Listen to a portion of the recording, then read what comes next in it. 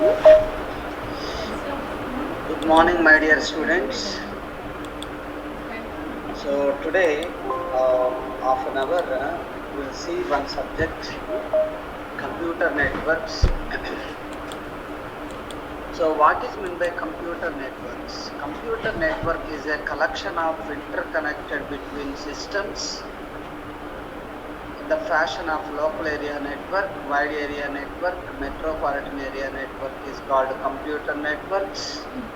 There are types of computer networks and OSI layers called PD and TSPA, physical layer, data link layer, network layer, transport layer, session layer, presentation layer, application layer, tools and techniques. If you see, computer network is a set of computers sharing resources located on or provided by network nodes. It is a set of connected devices such as computers, servers, switches, routers, and printers that communicate with each other to exchange information and resources. It is called computer networks. Computer networks refers to interconnected between devices that can exchange data and share resources with each other. That is called a computer network. A computer network, also referred to as a data network, is a series of interconnected nodes that can transmit, receive and exchange data, voice and video transmission. If you see, computer networking refers to interconnected computing devices that can exchange data and share resources with each other. These network devices use a system of rules called communications protocols to transmit information over physical or wireless technologies. These are the 7 layers. Nodes in a network include. Please mute yourself. Some noise is coming. Nodes in a network include servers or modems. Node is nothing but a computer or server or data center. Computer networks commonly help endpoint users share resources and communicate each other. Types of computer networks, there are 3 types: local area network, wide area network, metropolitan area network. LANs connect computers and peripheral devices in a limited physical area, such as a business office, laboratory, or college campus by means of links that transmit data rapidly. This is called a local area network. Wide area network. LANs connect computers and smaller networks to larger networks over greater geographic areas, including different continents. This is called wide area. Metropolitan area network is a computer network that connects computers within a metropolitan area, which could be a single large city, multiple cities and towns, or any given large area with multiple buildings. Is called the metropolitan area network. Apart from these 3, basically network types are local area networks and wide area networks. LANs connect computers and peripheral devices in a limited physical area, such as a business office, laboratory, or college campus by means of links, wires, Ethernet cables, fiber optics, Wi-Fi that transmit data rapidly. There are few more types. You can call it as. Okay, there are few more types. You can call it as.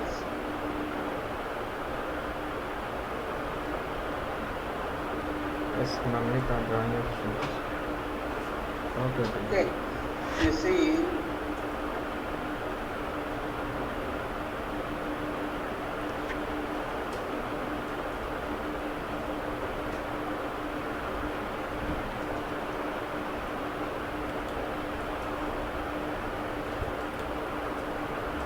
can call it as, this is an area network. These are the various types of networks. You can call it as personal area network, that is called PAN, and the local area network, that is Yes, called my LAN. session. Okay. Session, So right? those are the types of networks. Okay.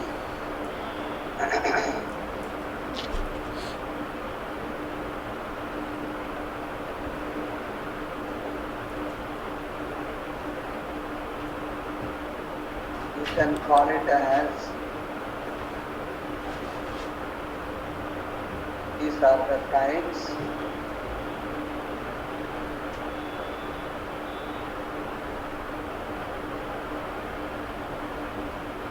There are various types of networks we are using. Okay. So metropolitan area network, wide area network, various types of networks. Maybe it's a join session.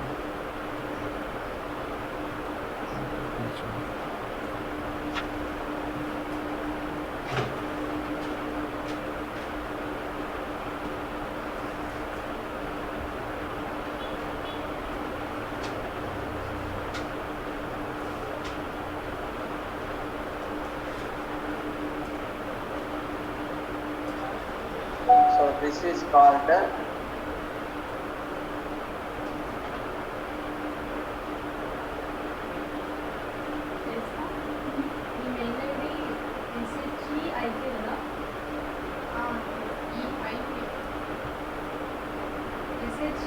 Puja join session. you can call it as, these are the types of networks. Basically two types, but we have a few more types like personal area network. Okay.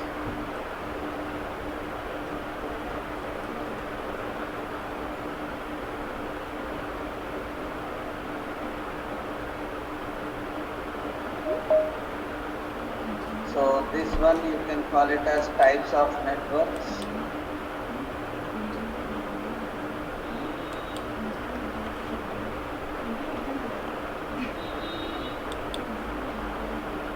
You can call it as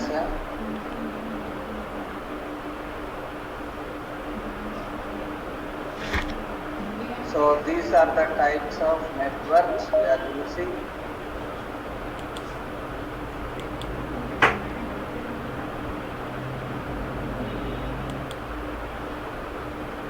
So these are the types of networks.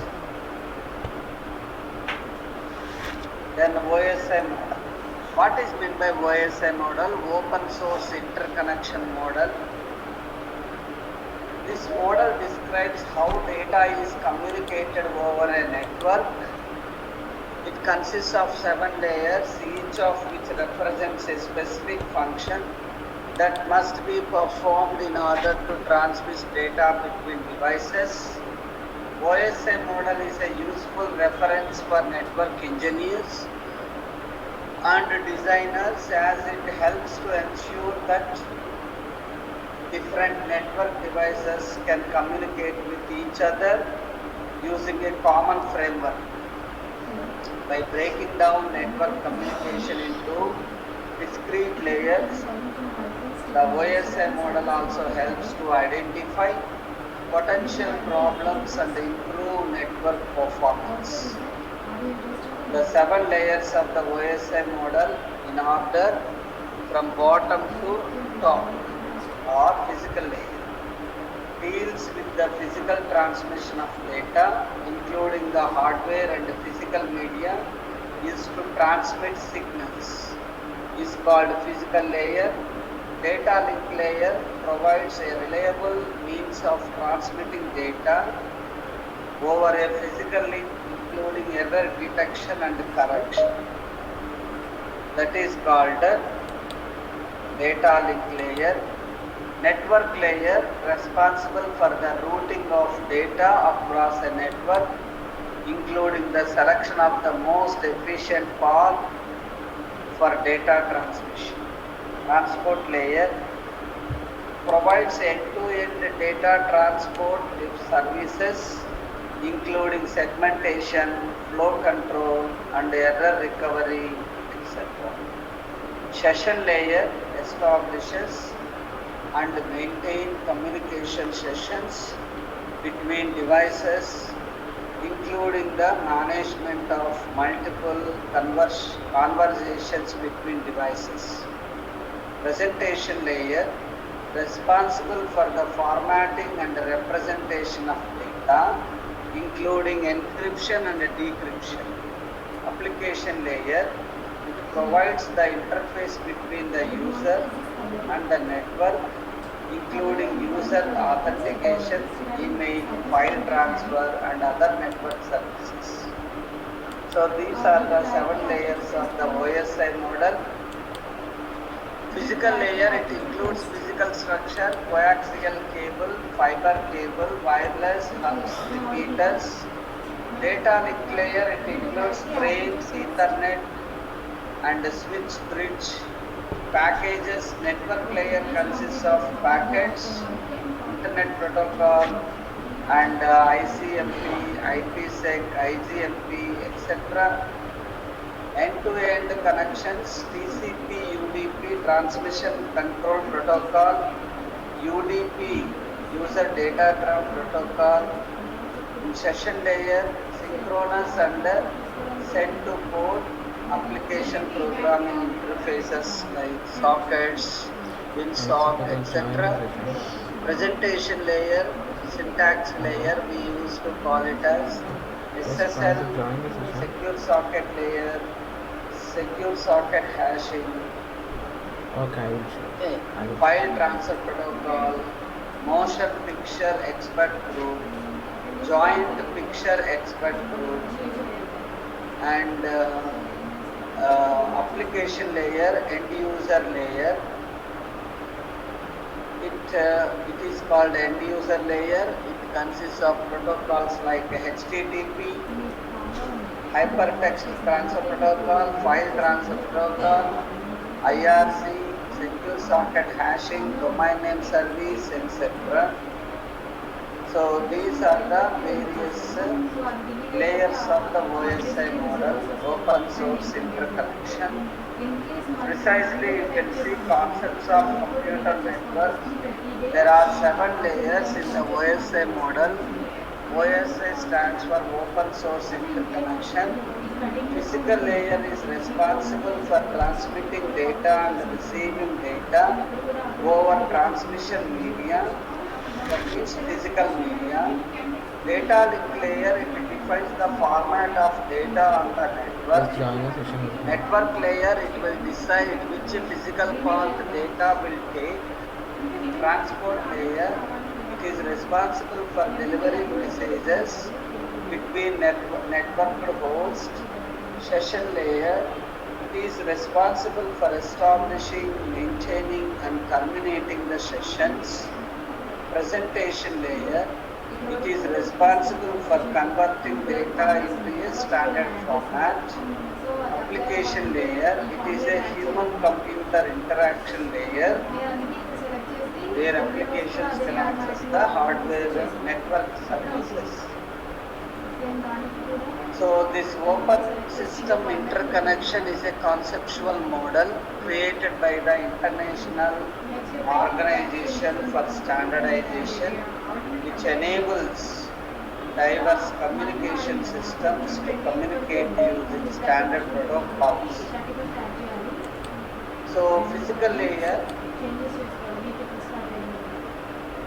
transmits raw bits stream over the physical media. Data link layer defines the format of data on the network. Network layer decides which physical path the data will take. Transport layer transmits data using transmission protocols including transmission control protocol, user datagram protocol. Session layer, it maintains connections and is responsible for controlling ports and sessions. Presentation layer, it ensures that data is in a usable format and is where data encryption occurs. Application layer, human computer interaction layer, HCI layer, where applications can access the network services. So if you see in detail of OSI model, physical model, so what are the applications and example and central device or protocols and DO-D4 model. So physical layer is nothing but concerned with the transmission and reception of the unstructured raw bit stream over the physical medium. Examples like cables, hubs, etc., data encoding, physical medium attachment, transmission technique, baseband or broadband, physical medium transmission, bits and volts. So it is used in central device or protocol like a hub, LAN-based layers, and gateway can be used on all layers. So DO-D4 model is network. Then comes to the data link layer. It provides error-free transfer of data frames from one node to another over the physical layer. The examples of data link layer is frames, envelopes contains MAC address, NIC card to switch to NIC card, end to end.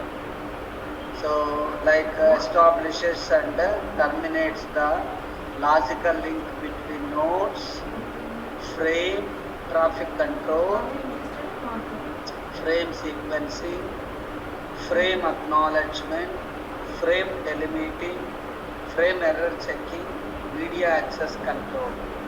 The central device protocol is switch bridge, wireless application protocol, and LAN-based layer and network. Gateway can be used on all layers. Then comes to the network. So controls the operations of the subnet, deciding which physical path the data takes. Examples of network layer: packets, contains letter, contains IP address. So routing, subnet, traffic control, frame fragmentation, logical physical address mapping, subnet usage accounting. So packet filtering. Central device protocols are routers, IP, IPX, ICMP, etc. And the gateway can be used in all layers. So DO-D4 model is transport layer. It ensures that the messages are delivered error-free, in sequence and with no losses or duplications. Examples of transport layer: TCP, transmission control protocol, host-to-host flow control. Examples are message segmentation, message acknowledgement, message traffic control, session multiplexing. So packet and filtering. Central device protocols are TCP, SPX, UDP. So gateway can be used in on all layers, host to host. Then session layer allows session establishment between processes running on different stations. Examples of session layer is synchronous and send to ports, logical ports, session establishment, maintenance and termination, session support, perform security, name recognition, logging, etc. Central device protocol or the logical ports RFC, SQL, NFS, net bias names, and gateway can be used on all layers, and DO-D4 model is process.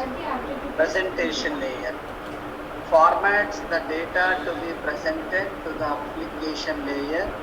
It can be viewed as the translator for the network, and the examples are syntax layer, which is also called as a syntax layer, encrypt and decrypt if needed. Examples are character code translation, data conversion, data compression, data encryption, character set translation. So examples are central devices, protocols, or JPEG, Joint Picture Expert Group, ASCII American Standard Code for Information Interchange, EBDIC Electronic Binary Device Integrated Circuit, Tagged Image File Format, Graphical Image File Format, PIC, PICT, and the gateway can be used in all layers. DO-D4 model is process. The last one is application layer. It serves as the window for users and application processes to access the network services. Examples are end user layer, program that opens what was sent or creates what is to be sent. Examples are resource sharing, remote file access, remote pointer access, directory services, network management, and central device protocols are user applications, switch and SMT, switching mode, transfer protocol. DO-D4 model is process. So if you see in detail about each layer, how it look like, and what are the services and functionalities it performs. Physical layer. So physical layer stands for it uses all physical media like coaxial cables, copper wire, optical fiber. Physical layer in OSI model responsible for transmitting and receiving data over transmission medium. Data is treated as an unstructured raw data stream, the actual physical connection between the devices on a network. Physical layer consists of transmission media, topologies, transmission media connectors, in-out assignments, signal speed and voltage, signal encoding, transmission devices, handshaking procedures, interfaces to data link layer. Then second layer is data link layer. What are the functions of data link layer? First, data link layer takes data from physical layer and gives to the network layer.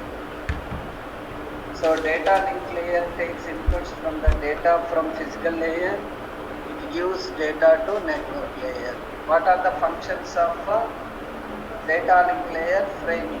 Framing is nothing but collection of binary digits, ones and zeros, addressing, synchronicity, flowchart, error control, access control, etc. Then network layer. Network layer is responsible for it controls the operation of the subnet, deciding which physical path the data should take based on network conditions, priority of service and other factors. It provides routing, subnet traffic control, frame fragmentation, logical physical address mapping, translates logical addresses or names and physical addresses. Subnet usage accounting has account function functions to keep track of frames, forwarded by subnet intermediate systems to produce billing information.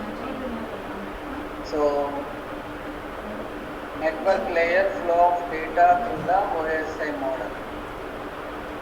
So, network layer gives services to next layer and it takes data from the data link layer.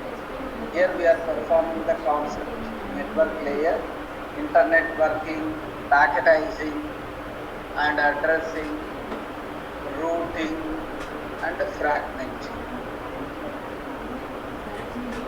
So transport layer.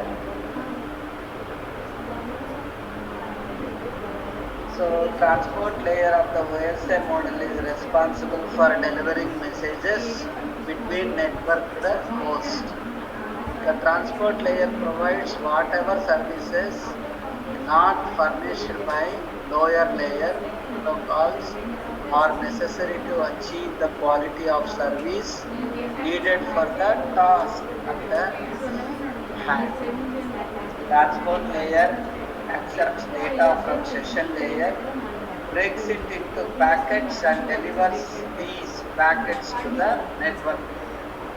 And the protocols are TCP, SPX, NetBIOS, ATP and NWLink. Network devices like the router, gateway and cable test server on the transport layer. Fifth layer called a session layer. Session layer is responsible for establishing, maintaining and terminating the sessions. Session ID is used to identify a session or interaction. Examples: remote procedure call, structured query language, and Apple Talk session protocol ASP. The session layer is responsible for dialog control and synchronization. It takes data from the presentation layer, it takes data from the transport layer and gives to the presentation layer. Then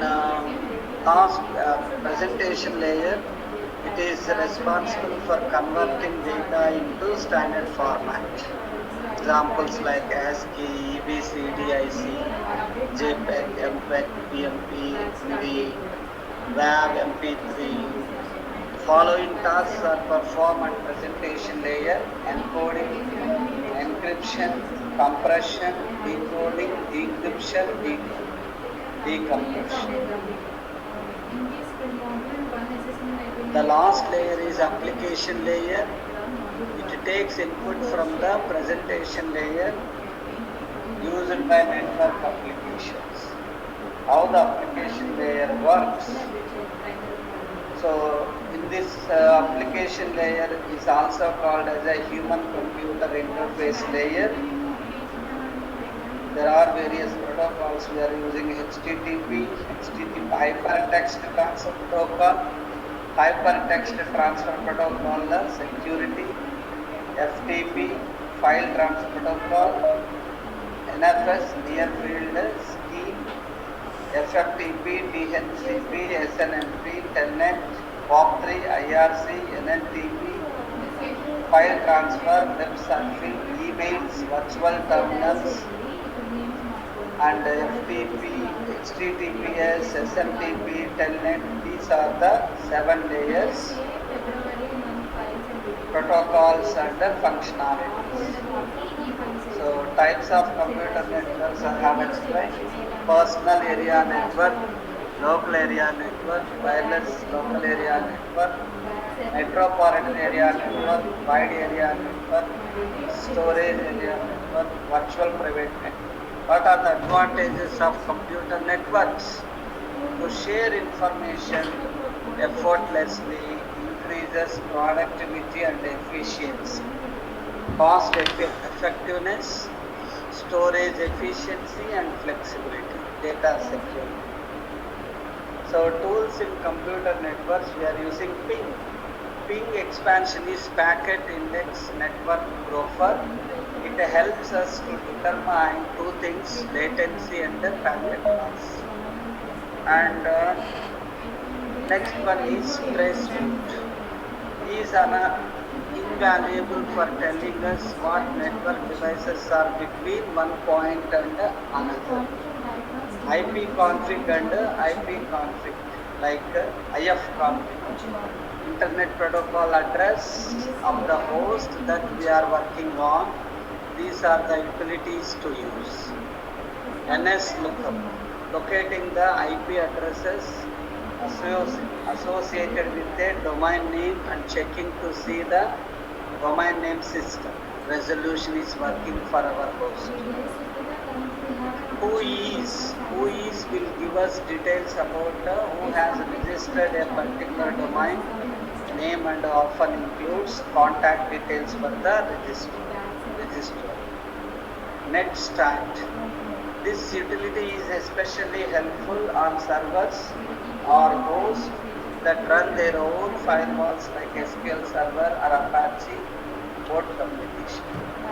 Subnet and IP calculator, web IP calculators, IP scanners, Internet Protocol scanners being able to scan an entire subnet enables us to find IP addresses of devices. Speed test. Websites like speedtest.net helps us to determine how much bandwidth we have in and out of our network. NS Lookup. This is a great utility for two things: locating the IP addresses associated with the domain name and checking to see that domain name service resolution is working for our host. Computer networks technologies.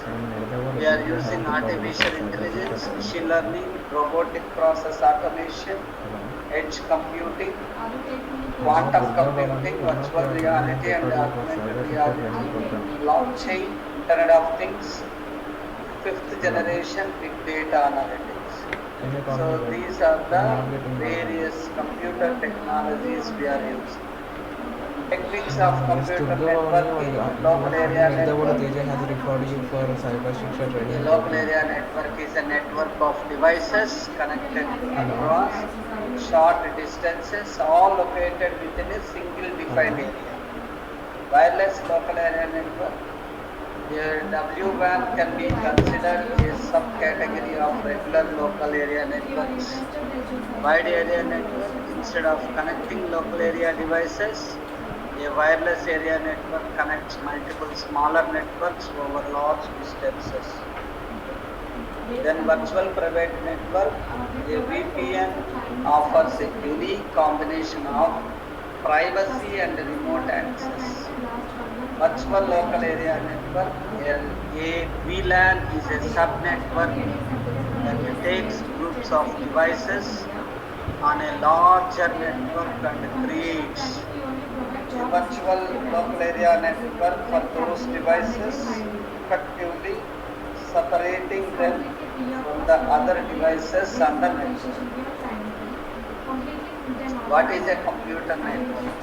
A computer network is a set of connected devices such as computers, servers, data centers, switches, routers and printers that communicate with each other to exchange information and the resources. What is the OSI model? The OSI model is nothing but open systems interconnection. It is a 7-layer reference model for communication between computer systems, short form that is PDM-TSP. What is the purpose of the TCP/IP model? Transmission Control Protocol is a 4-layer communication model that serves as the foundation for the internet and other computer networks. Short form is INP. What are the internet layer, network layer, transport layer, application? That is a short form for the TCP/IP model. And OSI model short form is PDM-TSP. Physical layer, data link layer, network layer, transport layer, session layer, presentation layer, application. What is a switch in computer networks? A switch is a device that connects multiple devices such as computers, servers and printers together in a network and allows them to communicate with each other. What is a router in computer networks? A router is a device that connects multiple network systems, computers together and routes data packets. What is the difference between a switch and a router? A switch connects multiple devices in a single network, while a router connects multiple networks. What is the difference between local area network and a wide area network? LAN is a network that covers a small geographic area such as a home, office or building.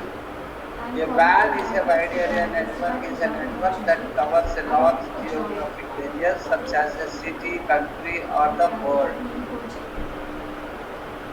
What is the role of DNS in computer networks?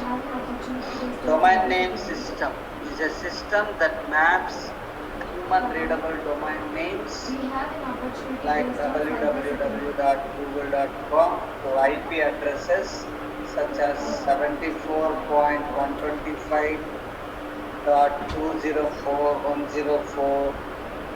The role of DNS is to allow users to access websites and other internet resources using domain names instead of IP addresses.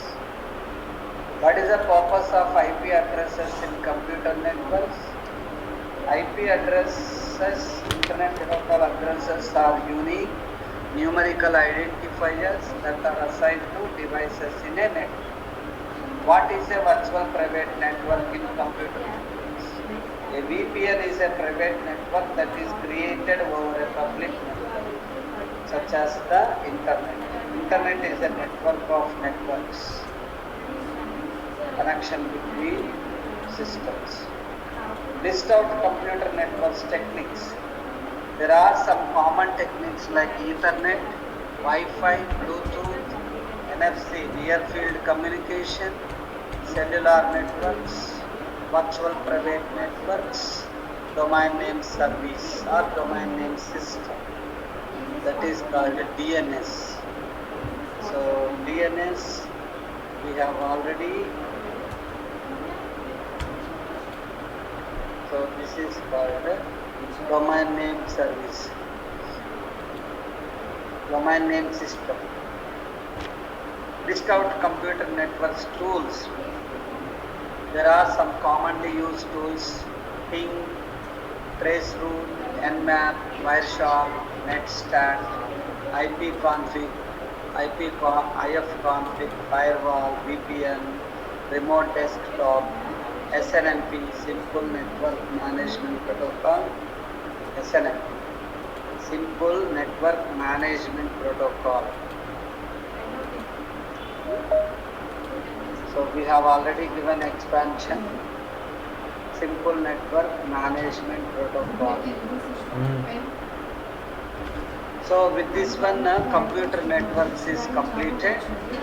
So just I would like to remind the main project and your presentation tools.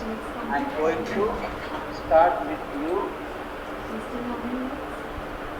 Okay, so anyone executed your main project?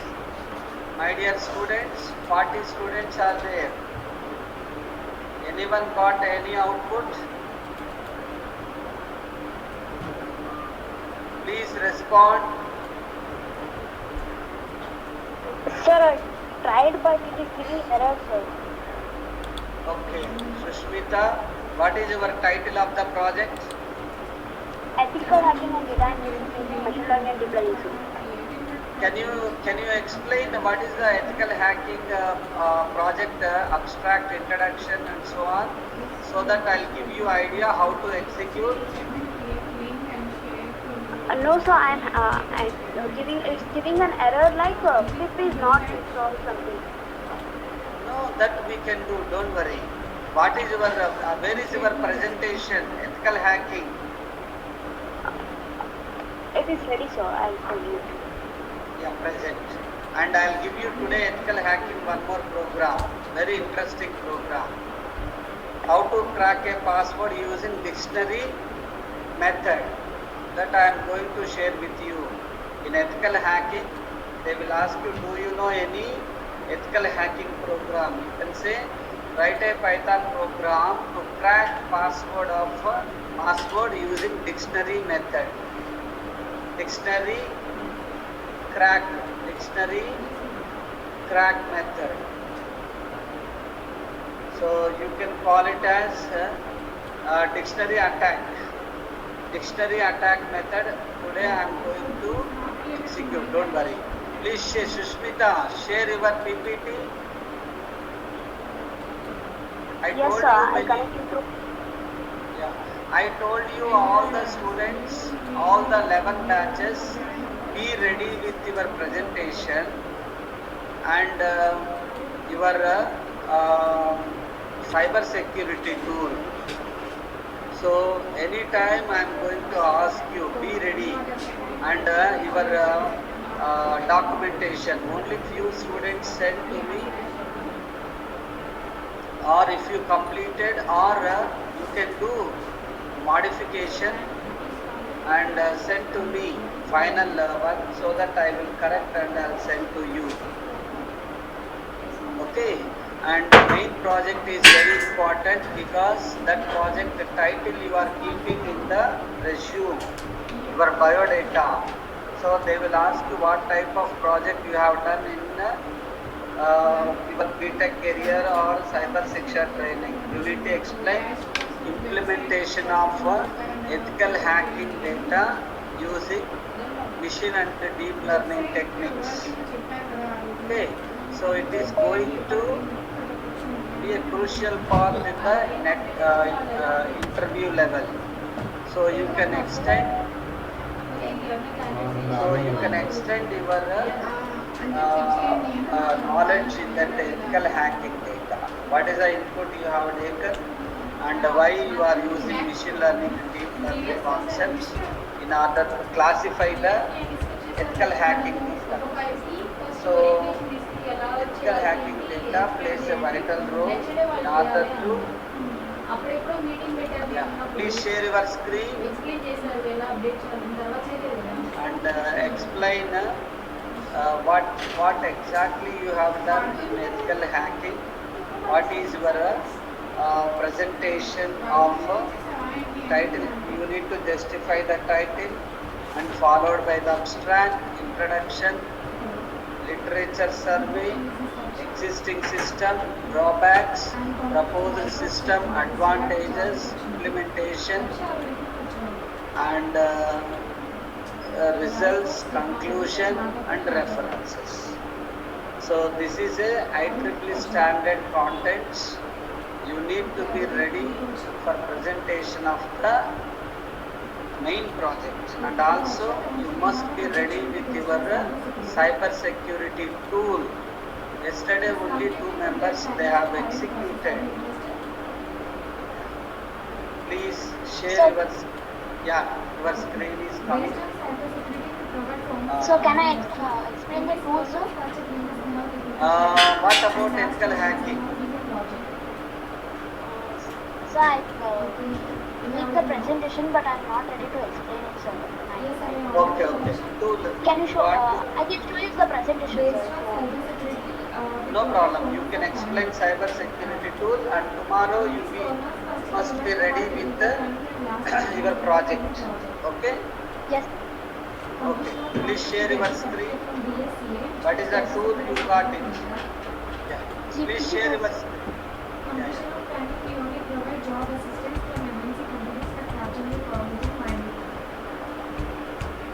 Completely free of cost, no need to pay, there is no registration or payment. Completely full-time online trial. Are you interested?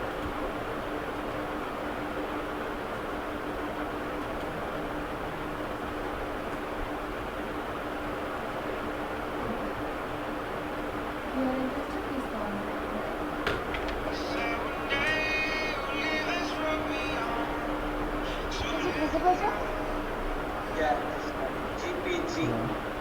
Okay. is to go on. Right now it is. Hello everyone, my name is Sushmita Putri and our group number is 11 and we got a GPG tool. It is its full name is GNU Privacy Guard. And the contents are introduction, how does GPG works, encryption with the GPG, signing with the GPG, implementation of GPG, users, advantages, disadvantages, and the last one is conclusion. And we'll jump to the introduction now. GPG is a GNU Privacy Guard tool. It's a free and open source implementation of the Open GPG2 protocol that allows the user to encrypt the data and sign their data and communications for secure transmission and storage. And it's a popular tool used by individuals, business, and organizations to protect their sensitive information and maintain their privacy. This tool is mainly used for encrypting your data and signing the data and the communications for secure transmission. And how does GPG works? It will uses a public key and private key, two cryptographic keys to encrypt the data and sign the data. Each user need to generate two pair of keys. But it is public key and a private key. The public key is shared with the others and the private key will be kept secret. Using a public key we can encrypt the data and using a private key we can decrypt the data. And encryption with the GPG. How we can encrypt the GPG tool is if a file or message with a GPG sender uses the recipient's public key. If you want to encrypt the data, you can use the recipient's public key to encrypt that data, and we can encrypt that data and the recipient can decrypt that data using his own private key. This ensures that only the intended recipient can read the message. And signing with the GPG. We can sign a file or message with a GPG using our own private key to generate a digital signature. The recipient can then use the sender's public key to verify the signature and ensure that the message has not been tampered or altered with any other third party. It is safe message. And then we come to the implementation of GPG. First, we need to download and install the GPG software using its own website. It is available in the Google. We can download through Google this tool, and it is available in various platforms such as Windows, Mac OS, and Linux. We can download with the appropriate version of GPG from the official website and install it on your computer. And the second step is generate a key pair. We need to generate one key pair using a GPG tool that is of private key and a public key. The private key will be kept secret for us and the public key will be shared using the shared for others to encrypt their data. We can share our public key to the other recipients or our friends to encrypt their data. And the third step is share your public key. How to share the public key? We are generating using the GPG tool, and we need to share the public key. You can upload it in a public key server, or you can directly share with your contacts. And the next is encrypting a message. To encrypt a message, you need to import the recipient's public key. How we are sending our public key to our contacts? We have to have one public key to encrypt our data to send a message for others. You can use the PGP commands.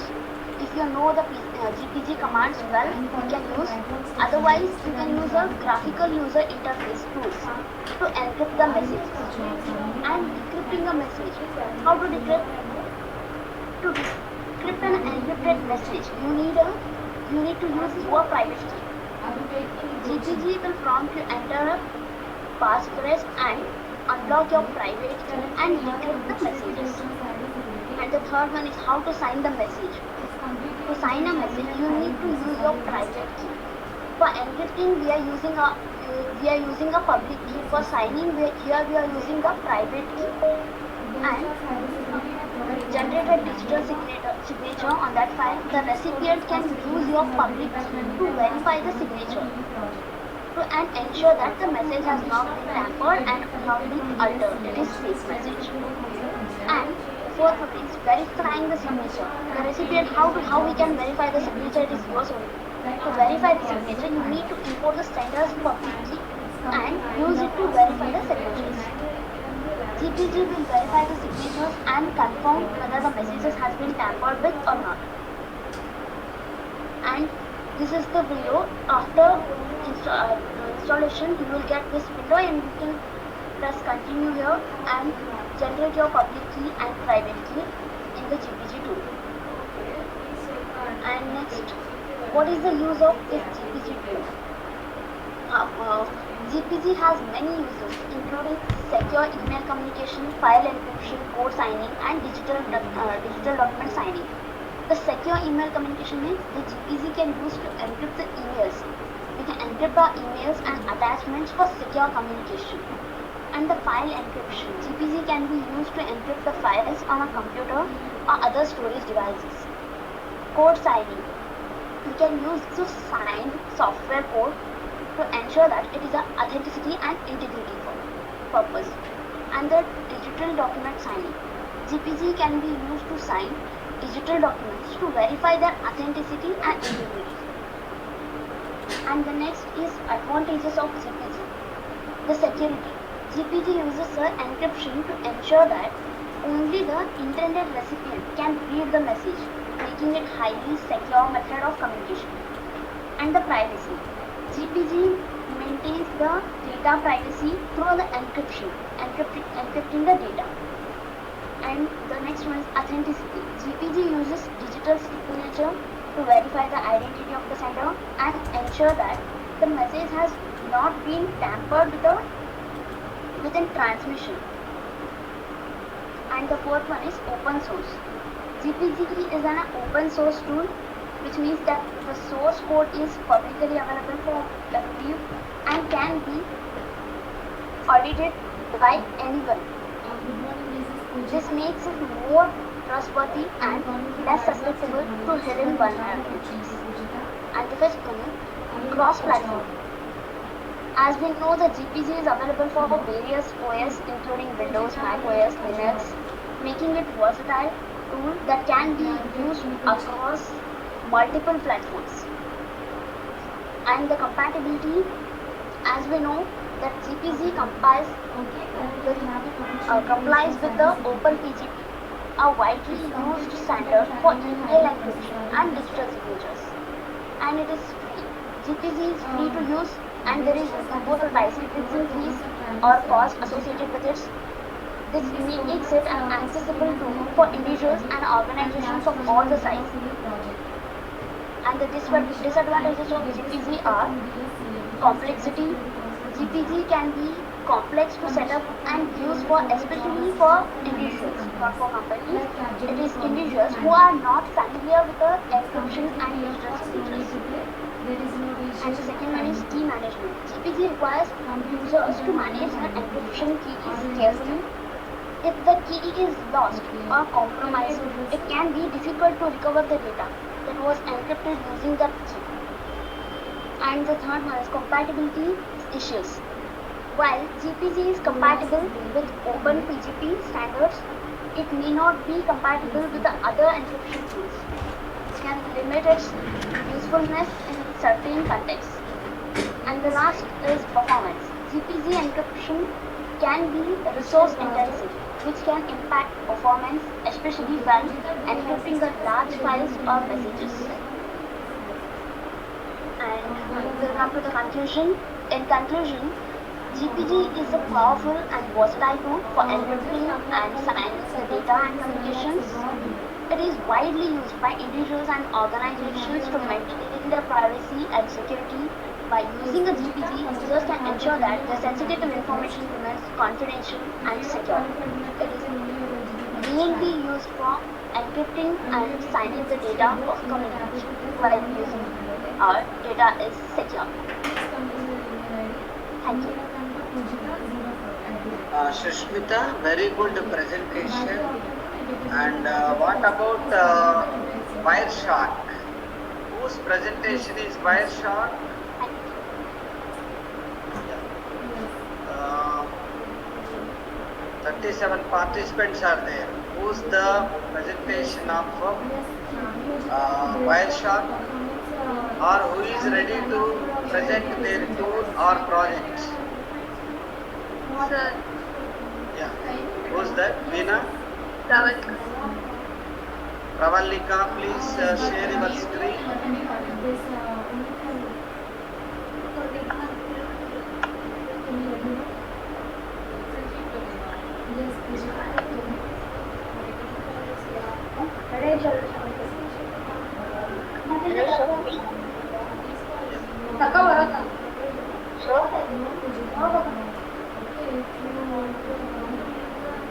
Hello, sir.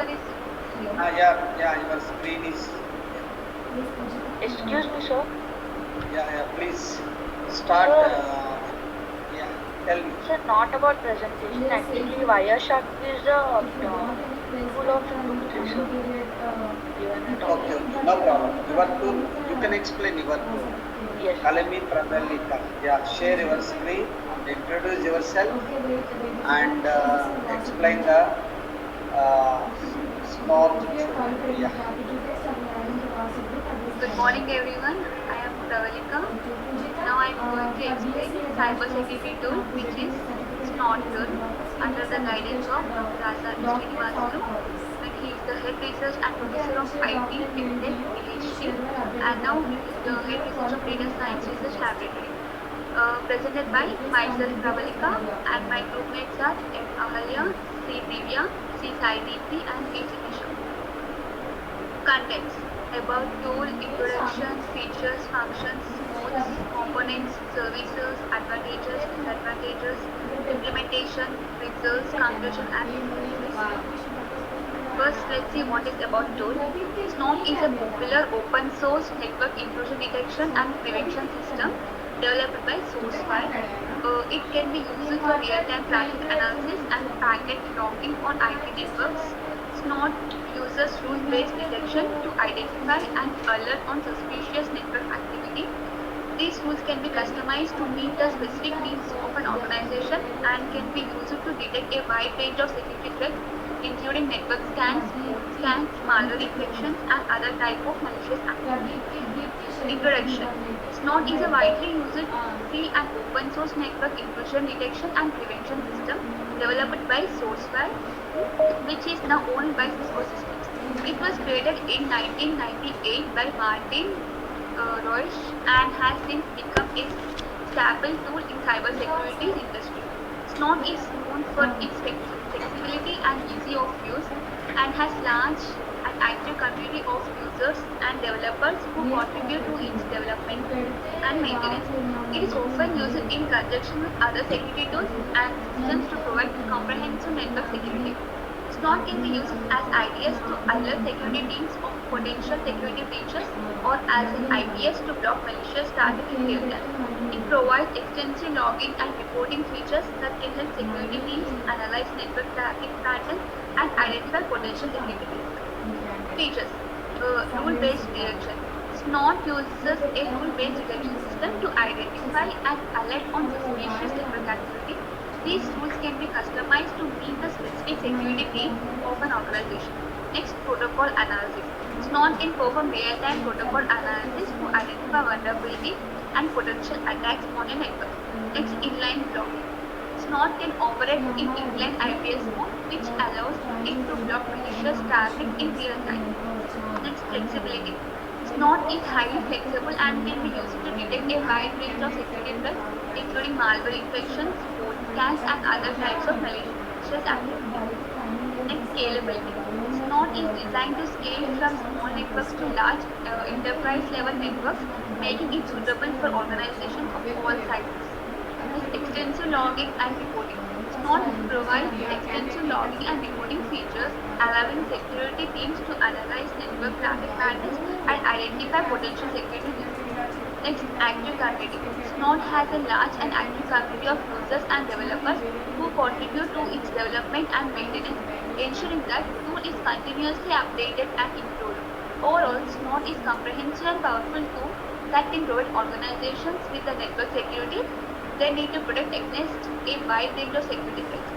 Next function, packet stripping. SNOT captures and analyzes network traffic in real time to detect suspicious activity. Protocol analysis. SNOT performs a real-time protocol analysis to identify vulnerabilities and potential attacks on a network. Next, rule-based detection. SNOT uses a rule-based detection system to identify and alert on suspicious network activity. These rules can be customized to meet the specific security needs of an organization. Traffic logging. SNOT logs network traffic data including source and destination IP addresses, port numbers, and protocol types. Next, inline blocking. SNOT can operate in inline IPS mode, which allows it to block malicious traffic in real time.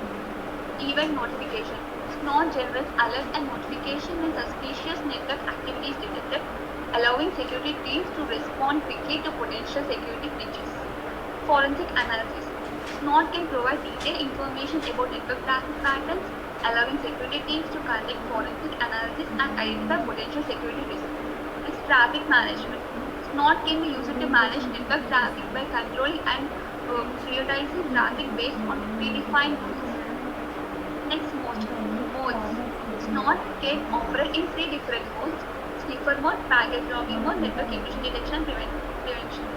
In sniffer mode, SNOT captures network traffic and displays it on the console for analysis. This mode is useful for troubleshooting and monitoring network activity, but does not provide any intrusion detection or prevention capabilities. Next, packet logging mode. In packet logging mode, SNOT captures network traffic and logs it to disk in binary or ASCII format. This mode is useful for auditing network activity and can be used to analyze network traffic patterns over time. Network intrusion detection and prevention mode. In this mode, SNOT actively monitors network traffic for suspicious activity and can alert or block traffic in real time based on predefined rules. This mode provides full intrusion detection and prevention capabilities and is the most commonly used mode of SNOT. SNOT can also be configured to operate in inline mode, which allows it actively block malicious traffic in real time. Its components. Packet decoder. The packet decoder is responsible for passing and decoding network packets as the pass through the network interface. It converts the raw network data into a format that can be analyzed by the detection engine. Next, detection engine. The detection engine is the heart of SNOT and is responsible for analyzing network traffic and detecting suspicious activity based on predefined rules. The detection engine uses a variety of techniques including signature-based detection and protocol analysis to identify potential security threats. Next, preprocessor. These are modules that pre-process network packets before they are analyzed by the detection engine. They can perform tasks such as session reconstruction, TCP string reassembly, and application layer protocol decoding to provide additional information to the detection engine. Next, output plugins. These are responsible for logging and alerting on detected security threats.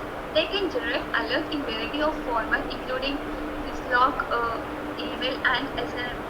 Next, rule language. The rule language is a powerful scripting language used to define detection rules in SNOT. It allows security teams to create custom rules to detect specific types of security threats. Next, command line interface. The command line interface is used to configure and manage SNOT. It provides a variety of options for configuring SNOT, including setting detection rules, enabling preprocessor, and configuring output plugins. Overall, these components work together to provide a flexible and powerful network intrusion detection and prevention system that can be customized to meet the specific security needs of an organization. Services. Intrusion detection. SNOT provides intrusion detection capabilities by analyzing network traffic in real time and alerting on suspicious activity based on predefined rules. This helps organizations to detect potential security threats and respond quickly to prevent security breaches. Intrusion prevention. SNOT can be developed in inline IPS mode, which allows it to actively block malicious traffic in real time.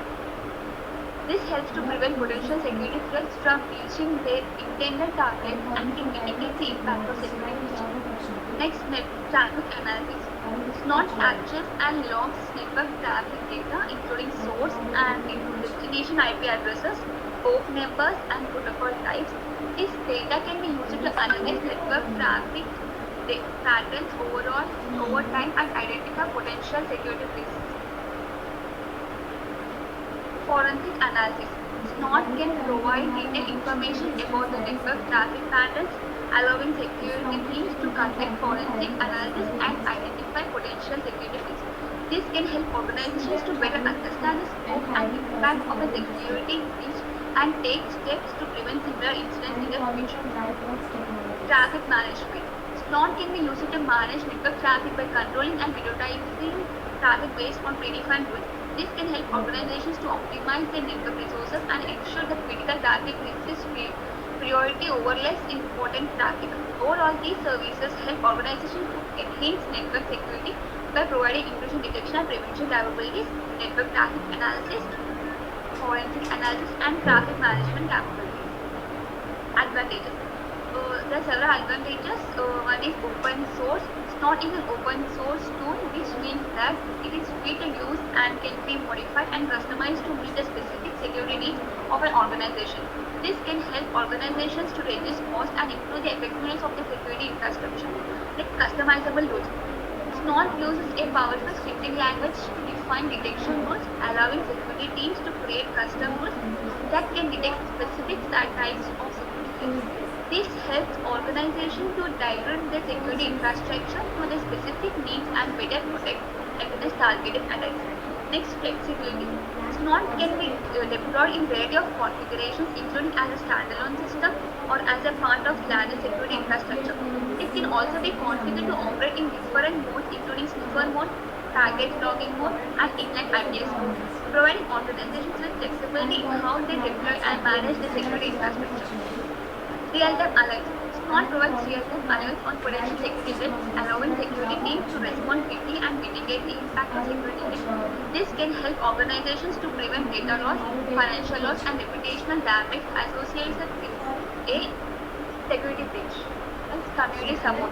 SNOT has a large community of users and developers who provide support, share knowledge, and contribute to the development of this can help organizations to stay up to date with the latest security threats and best practices for network security.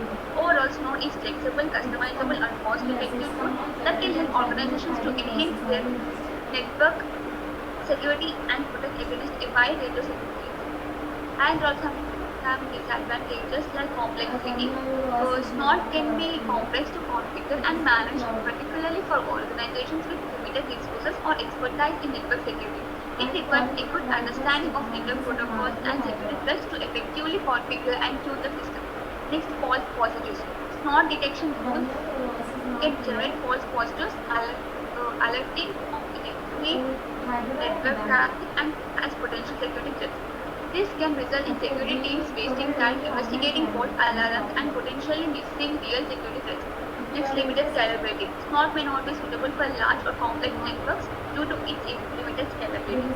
As the number of network devices and traffic volumes increase, SNOT may struggle to keep up with the volume of data and generate accurate alerts. Next, no automatic remediation. If SNOT can detect potential security threats, it does not provide automatic remediation capabilities. This means the security teams must manually respond to alerts and take action to mitigate the impact of security breach. Lack of support.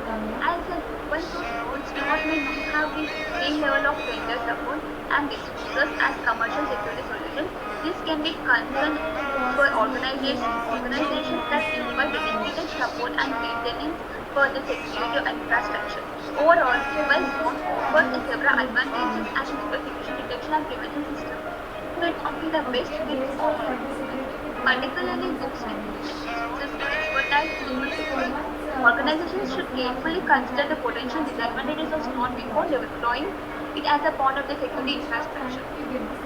Implementation. First, we have to determine the objectives. The first step is implementing SWOT is to determine the security objectives of the organization. This involves identifying the types of security threats that the organization wants to protect against, the assets that need to be protected, and the regulatory requirements that must be met. Next step we have to install SWOT. SWOT can be installed on a variety of operating systems including Linux, Windows, and Mac OS. The installation process typically involves downloading the SWOT package, configuring the system to meet the minimum hardware and software requirements, and installing any required dependencies. Next, configure SWOT. SWOT must be configured to meet the specific security needs of the organization. This involves defining detection rules, configuring network interfaces, and setting up alerting and logging mechanisms. Next, test SWOT. Before deploying SWOT in production, it is important to test the system to ensure that it is functioning correctly and generating accurate alerts. This involves running simulated attacks against the system and verifying that SWOT is detecting and alerting on potential security threats. Next, deploy SWOT.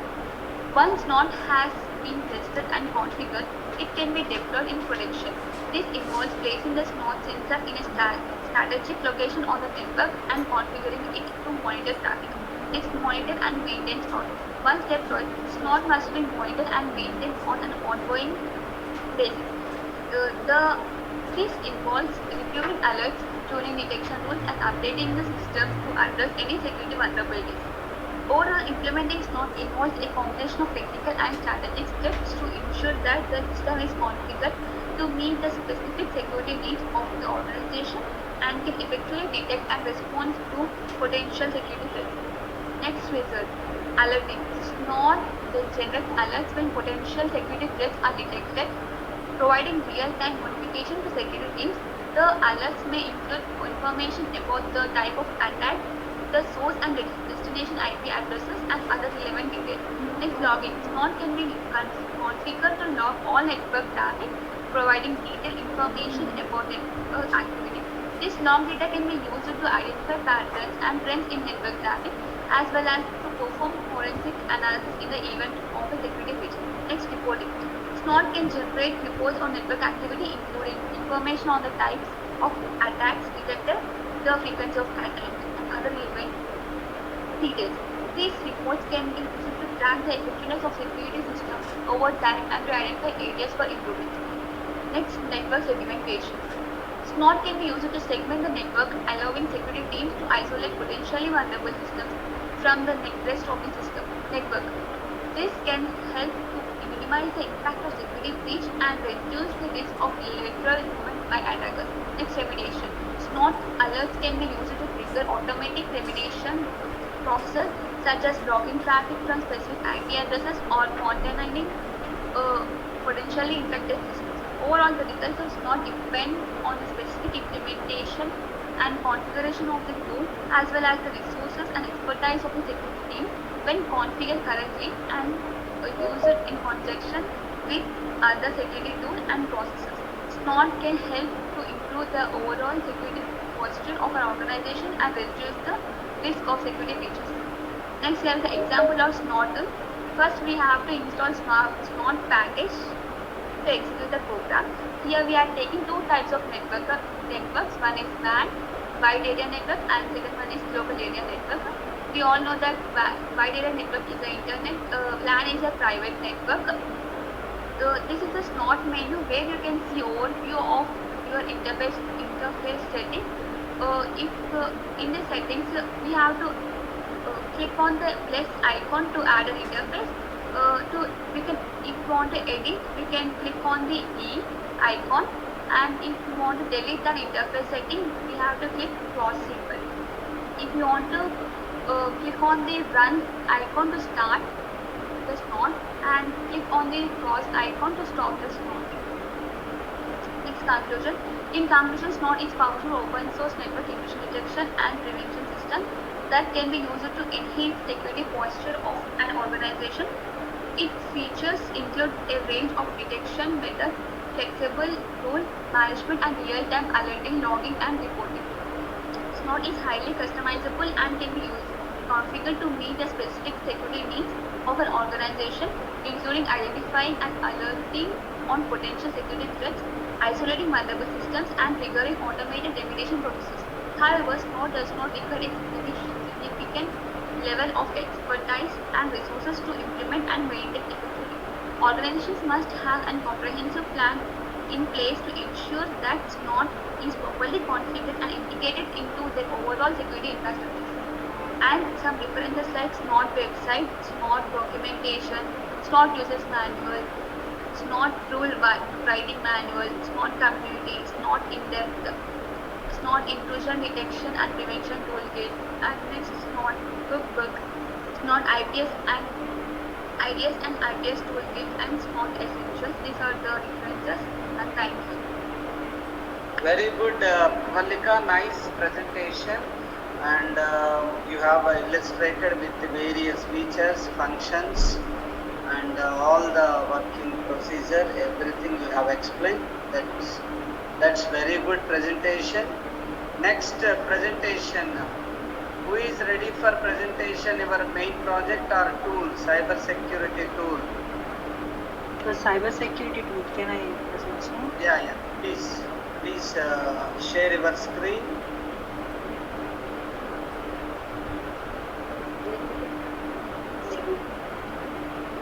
Sir, I am sharing my screen, sir. Introduce yourself and explain your. Sir, is my screen is visible, sir? Yes, your screen is visible. Veena, I am explaining. Yeah. Good morning, all. And I am Aswini from Group 2, and my cybersecurity tool is Metasploit. And today I am going to explain about the cybersecurity tool. It is Metasploit. Make it full screen.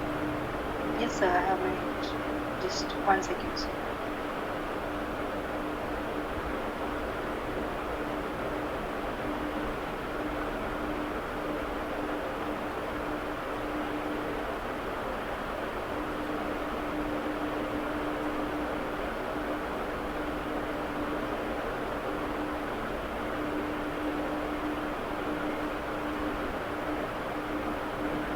So 1 second, sir, I am still presenting my.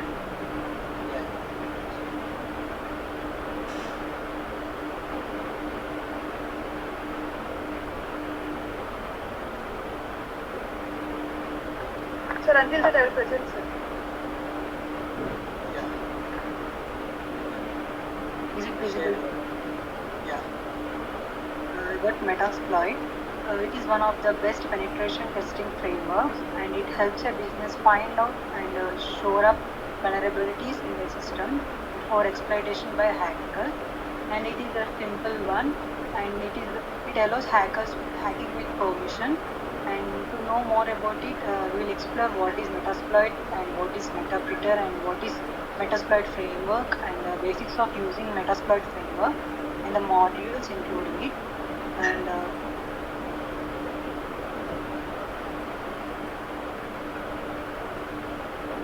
in 2003, the Metasploit project was attempted by HD Node to use any Perl-based movable network tool along with assistance from Matt Miller code developer. And in 2007, it is completely transformed into Ruby in 2007, and the license was inherited by 2009 by Rapid 7, and it remains the same as a segment of the Boston-based organizations. And Rapid 7 has included 2 of the main code tools. Those are Metasploit Express and Metasploit Pro. And this is a framework to exploitation and development tool. And Metasploit 4.0 was released in August 2011, and it includes tools that discover software vulnerabilities beside exploits for known work. And we'll go about introduction to Metasploit. And it is the world's leading open source penetrating framework, and it is used by security engineers as a penetration testing system and a development platform that allows to create security tools and exploit. And the framework makes hacking simple for both attackers and defenders. And there are various tools, libraries, user interfaces, and modules of Metasploit that will allow a user to configure an exploit module and pair with a payload, point at a target, and launch at the target system. It is a large and extensive database houses hundreds of exploits and several payload options. And it is also an open source project which offers the public resources to develop codes and research security vulnerabilities. It also permits the network administrators for breaking their network to recognize security threats and also document which vulnerability requires to be defined first. And it is the type of project that facilitates penetration testing software. It also offers tools to automate the comparison of a vulnerability of a program and its patched version. And it also offers advanced evasion and anti-forensic tools. And a few those tools are created into the framework of Metasploit. And some key points are Metasploit project facilitates a shellcode database and OP code database and Metasploit Pro and Metasploit Express. Shellcode, it is a kind of exploit code where bytecode is included for accomplishing a specific goal, and common shellcode goes into performing the reverse telnet and adding the rootkit back to the machine of the attacker. And Metasploit also provides the payload database that is allowing a pen tester to experiment with exploit goals and codes. And functions in Metasploit are a Metasploit penetration testing begins with the information gathering phase, wherein Metasploit integrates with various recognized tools like Nmap, SNMP scanning, and Windows patch enumeration, and thus to find the vulnerability spot in your system. Once the weakness is identified, we will choose an exploit and a payload to penetrate the chink in the armor. If the exploit is successful, then the payload gets executed at the target and the user gets a shell to interact with the payload. And then one of the most popular payloads to attack Windows system is Metapredator, an in-memory only interactive shell. Once on the target machine, the Metasploit offers various exploitation tools for privilege extraction, the packet sniffing, and pass the hash, keyloggers, screen capture, plus pivoting tools. Users can also set up a persistent backdoor if the target machine gets rebooted. And the extensive features available in Metasploit are modular and extensible, make it easy to configure as per every user requirement. And the components of Metasploit are it contains a large number of tools that enable penetration testers to identify security vulnerabilities and carry out attacks and evade detection. And many of the tools are organized as customizable modules. And here some of the commonly used tools are MSF console. This is the main Metasploit command line interface, like CLI. It is CLI. It allows the tester to scan systems for vulnerabilities and conduct network reconnaissance and launch exploits and more. And then exploit modules. These modules will allow testers to target a specific known vulnerability. Metasploit has a large number of exploit modules, including buffer overflow and SQL injection exploits. And each module has a malicious payload testers who can execute against target systems. And then auxiliary modules. These modules allow testers to perform additional actions required during a penetration test, which are not related to directly exploiting vulnerabilities, for example, fuzzing, scanning, and denial of service. And then the post-exploitation modules are these allow testers to deepen their access on a target system and connected system. For example, application enumerators, network enumerators, and hash dumps. And then the payload module, and these provide shellcode that runs after the tester succeeds in penetrating a system. And payloads can be static scripts or can use Metapredator, an advanced payload method that lets the testers write their own DLLs or create new exploit capabilities. And the next one is a no operation generator. It is also known as NOOPS, and it provides random bytes that can pad buffers with the objective of bypassing intrusion detection and prevention systems. And the next one is the data store, the central configuration that lets testers to define how Metasploit components behave. It also enables setting dynamic parameters and variables and reuse them between modules and payloads. And these Metasploits has a global data store and a specific data store for each module. And the services of Metasploit are PostgreSQL. It runs a database that Metasploit Pro uses to store data from your project. And Ruby on Rails, it runs the Web Metasploit Pro web interface.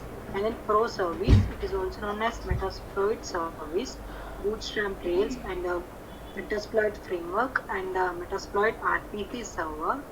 And the features of Metasploit are it enables the creation of payloads and exploits by security researchers. It offers more than 592 payloads and 2074 groups of exploits. It is an open source and simple to use and a user-friendly GUI setting and extra add-on offers both a bind shell and a reverse shell. It deletes the infected system automatically. It is simple for researchers to swap between payloads, and it offers a range of instruments for forensic examination of the affected systems. And it offers the MSF console, MSF command line interface, and Hermitage as its three main interfaces. And what are the advantages of Metasploit? First one is open source. It is actively developed, and open source is the most important reason why we prefer Metasploit. Several other paid tools exist to carry out the penetration testing process. However, the Metasploit permits users for adding their custom modules and accessing its code. And the Metasploit version is chargeable, although for the sake of gaining, the community edition version is preferred mostly. And easy naming convention and support to test large networks. Metasploit is easy to use, and it is also easy naming conventions of many commands.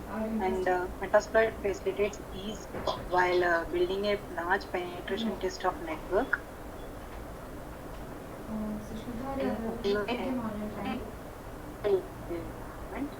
It provides third-party instances and friendly GUI like Hermitage, and these type of interfaces can use the projects of penetration testing by facilitating services like functions on a button click, and vulnerability management over the fly, and easy to shift workspaces, and cleaner exits.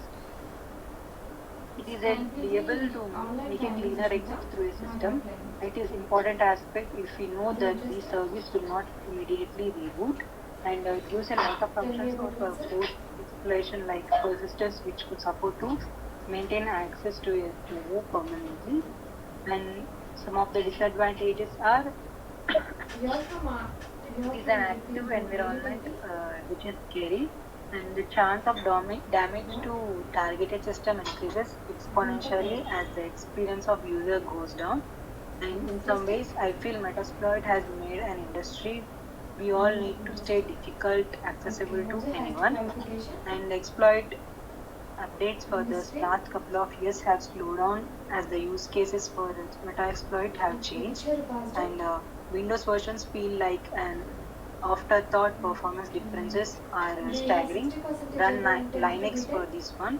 And another issue is to be aware of is that Metasploit can produce unwanted results.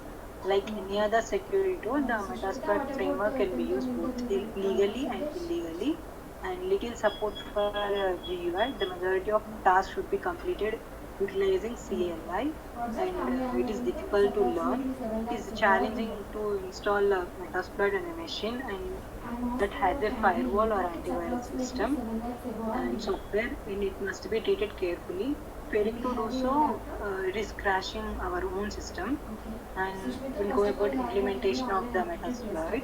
And if you are using the Kali Linux for presentation testing, Metasploit is pre-installed in your system. do not need to download and install it. The Git for repository to download and install Metasploit in both Windows and Linux system. It is available in the GUI version, but we have to purchase for full access to Metasploit licensed version. And this is the architecture of Metasploit. We'll explain it in the next slide. The architecture of the Metasploit consists of various important components, and these components are required to completely use Metasploit power. First one is tools. These tools are the group of appropriate utilities and plugins. At runtime, plugins are some loadable extensions and interfaces. These provide users the capability for accessing Metasploit in so many different ways. And the libraries. These libraries are appropriate libraries of Ruby. And the modules. Modules are used to implement specific tasks. And RDS threads. It handles almost every core function like setting up, formatting, connections, sockets, and other functions. And MSF core, it offers common API and the original core that defines the framework. And the Metasploit framework, it is also known as MSF, and it consists of data that contains editable files for storing binaries, word lists, images, templates, layers, etc. Tools contains command line utilities including plugins, hardware, and random. And script contains Metapreter scripts, resources to run functionalities. And module, it contains actual MSF modules and plugins, additional extensions for automating manual tasks. And in the documentation, these documents and PDF concerning Metasploit framework and link contains library required to run Metasploit from start to end. This is the Metasploit framework. And next we'll learn some of the Metasploit commands. Some basic commands of Metasploit are MSF console, banner, search, connect a CD, back, grep, jobs, kill, load, info, show options, set, check, edit, use, exploit, exit, help, and others. And hands-on, how to protect a system from cyber attack. And here how we can use the Metasploit protect the system from cyber attack. We need to open our terminal and start the Postgres SQL database and run MSF console command to go to the Metasploit interface and use the attacker system where the Metasploit tool is present to hack the Metasploitable system or victim system, and scan victim system for information gathering, and run nmap tool to scan the victim's operating system. Use search command to find what exploit to access a victim system, and go inside the exploit and set remote host IP in the exploit. And we need to run the exploit command and wait to enter victim system, and need to make sure to maintain legality by using Metasploitable operating system for penetration testing. Transform your cybersecurity career and become and with the increasing prevalence of data breaches and hacking, there is a growing need for cybersecurity professionals across all industries to protect business from potential attacks. And these are some of the results of Metasploit. Here is the graphical user interface of a Metasploit. We have many things like the host and web scans and web apps, social engineering, penetration testing. And these are some of the recent events that have occurred, which we have seen in our results are on this date. There is a user login, and it will be used in remote login.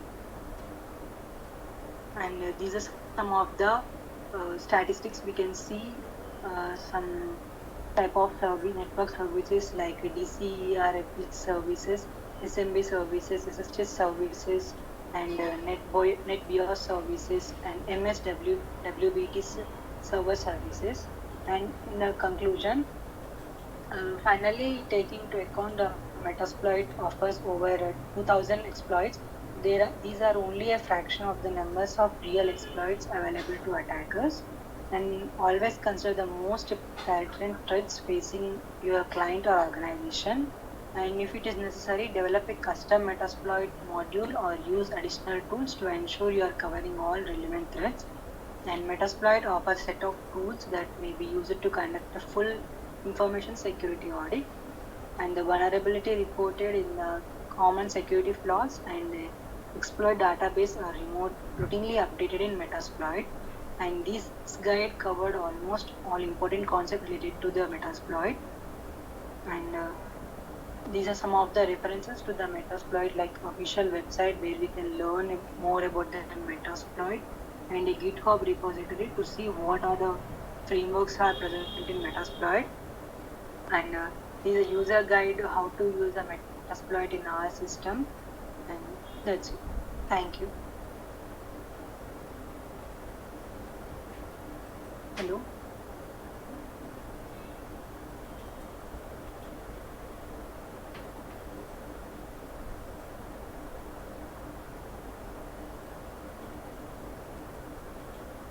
Hello.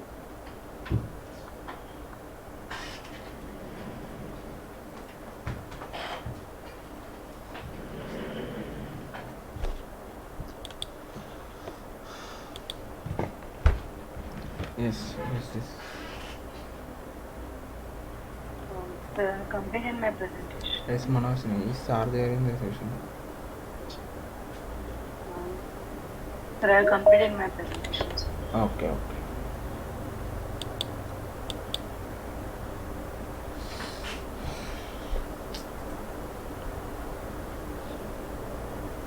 Sorry for inconvenient. Sir, Manasini has done her presentation. Yeah. Sorry for inconvenient. Who's this Nessus? Veena? Hello, Veena? Hello? Sir, this is my Veena? Yeah.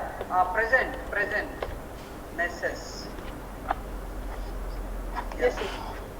Yeah, introduce yourself and present. Yes, sir. Good morning, sir. My name is Vipina.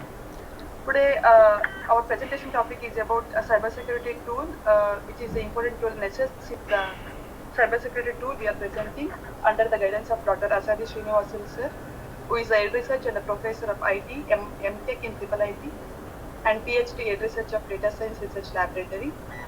This presentation is presented by Group 6 members. The Group 6 members are Veena KN, Manvita Nalagolu, Lavanya Bogapuram, Mansi Sahu. First, we are going with the Nessus tool. Contents are, we are explaining about the tool, introduction, functions, components, services, features, advantages, disadvantages, implementation, results, conclusion, references. These are the concepts we are going to explain. Contents.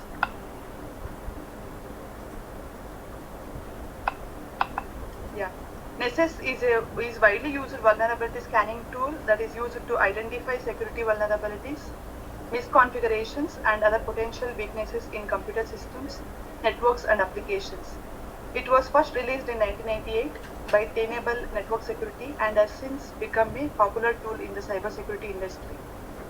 These tests can include checks for missing security patches, misconfigured network protocols, open ports, weak passwords, and other security weaknesses. This is about the Nessus tool. Introduction. Nessus is a vulnerability scanning tool which is widely used by cybersecurity professionals to identify potential security vulnerabilities in computer systems, networks, and applications. It was developed by Tenable Network Security and was first released in 1998.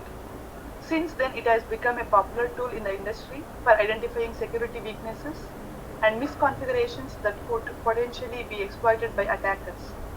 The Nessus tool operates by conducting a comprehensive scan of the target system or network using a range of pre-configured and customizable tests to detect vulnerabilities and other potential security issues. The tool can be used to scan a wide range of targets, including servers, workstations, routers, firewalls, and other devices. Nessus scans can be customized to include a wide range of tests, including checks for missing security patches, weak passwords, open ports, misconfigured. This is about the introduction of Nessus. Next, I'm going to explain the functions of Nessus tool. Functions means the Nessus tool is a versatile vulnerability scanning tool that it performs a variety of functions to identify potential security vulnerabilities in computer systems, networks, and applications. There are some of the main functions of Nessus tool. Main functions of Nessus are scanning, reporting, customization. Scanning means it performs a comprehensive scanning of the target system or network to identify potential security vulnerabilities, misconfigurations, and other potential weaknesses. The tool uses a range of pre-configured and customizable tests to detect vulnerabilities and other security issues. Reporting, Nessus generates a report that summarizes the findings of the scan, including detailed information about any identified vulnerabilities and recommendations for how to address them. These reports can be customized to include only relevant information and can be generated in a variety of formats. In this way, the reporting function works in the Nessus tool. When we go to customization, Nessus can be customized to include a wide range of tests, including checks for missing security patches, weak passwords, open ports, misconfigured network protocols, and other security weaknesses. This allows the tool to be tailored to the specific needs of the organization. Yeah, thank you. This next slide will be explained by my friend Lavanya.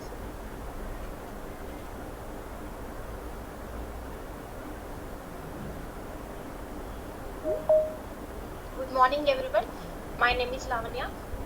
Today I am discussing about the components in the next slide.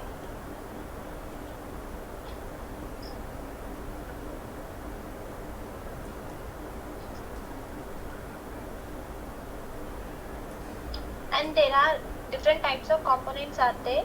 The directory listeners, the security engine nodes, and the storage managers. And coming to the directory listeners, we are working closely with the monitored domain controller. The directory listeners receive real-time active directory flows and apply several treatments to decode, isolate, and correlate security changes. And coming to the security engine nodes, the hosting analysis related services, the security engine nodes enable AD security engine, internal communication between bus and end user applications such as web portal, the REST API, or the alert notifier. This component builds on different isolated Windows services. And coming to the storage managers, providing hot and cold storage support, the storage managers oversee serving data to directory listeners and the security engine nodes. This component is the only one that must remain persistent to save information. Internally, they use Microsoft MS SQL Server to store internal data and configuration. Next, coming to the services of Nessus, there are many services of Nessus. Some of the services are vulnerability scanning, policy compliance auditing, and risk assessment, reporting, remediation, tracking, integration with other tools. And how do I run Nessus services means we have to start Nessus, navigate to services. In the name column, click Enable Nessus. Do one of the following to stop Nessus services. Right click Enable Services and then click Stop. To restart the Nessus services, we have to right click Enable Nessus and then click Start. So we have to start a stop Nessus services like this. And by using Windows command line operation to start the Nessus services. And next, coming to the features of Nessus services, there are so many features of Nessus tools. So for example, like Nessus tools are comprehensive vulnerability scanning and rapid and accurate scanning and customizable scanning options and compliance auditing and risk assessment and reporting and analytics, remediation tracking, integration with other tools. And these are high-speed asset discovery and configuration auditing, target profiling, malware detection, and sensitive data discovery. And next, coming to the advantages of Nessus tools, there are so many advantages of Nessus tools like comprehensive vulnerability scanning, so that Nessus can scan multiple hosts and platforms.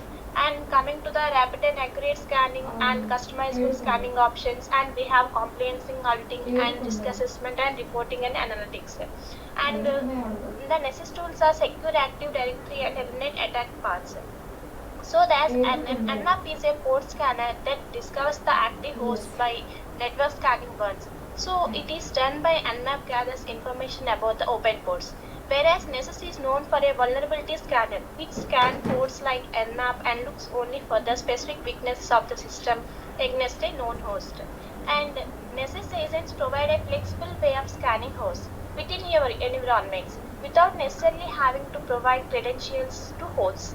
And the agents enable scans to be carried out even when the hosts are offline. And Nessus supports that scanners are very accurate and can provide reasonably high quality images. And Nessus some of the professional benefits are it is easy to develop and easy to use. And advanced detection means more protection by using Nessus tool. And the cost is so effective. And per company and it is coming to all sizes. And it is accurate visibility into your networks. And the power of Tenable Zero by their research team. And the power of Tenable grows with you. So there are so many necessary professional benefits are there by using Nessus tools. Next is continued by my friend Mansi.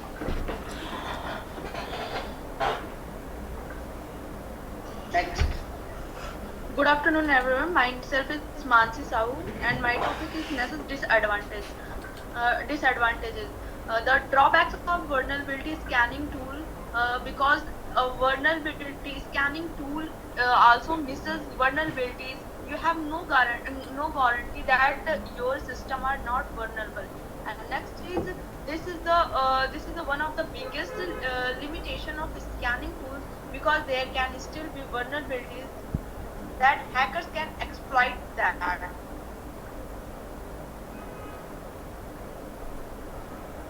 And next point is in using the Nessus and using that device reduces the image and graphic quality. Does not matter the resolution after reprinting on paper. You can easily saw the difference between old and the new. And next is scan documents take a lot of hard disk space. The maintenance cost of that device is little expensive for home users. And next point is image produced by the scanner can take up a lot of memory spaces. And after that, the disadvantage or cons of vulnerability scanning may include, which is such as the potential false positive test result. Most scans show only 50% of vulnerabilities, deeper issues that may not have been detected. And next point is implementation of Nessus. Um, First of all, Nessus is a vulnerability scanner that help us to identify vulnerabilities, misconfigures, and the other security issues in our computer systems and applications. The implementation of Nessus involve many of the steps that can be such as the planning, installation, and configuration, scanning, analyze, remediation, and reporting.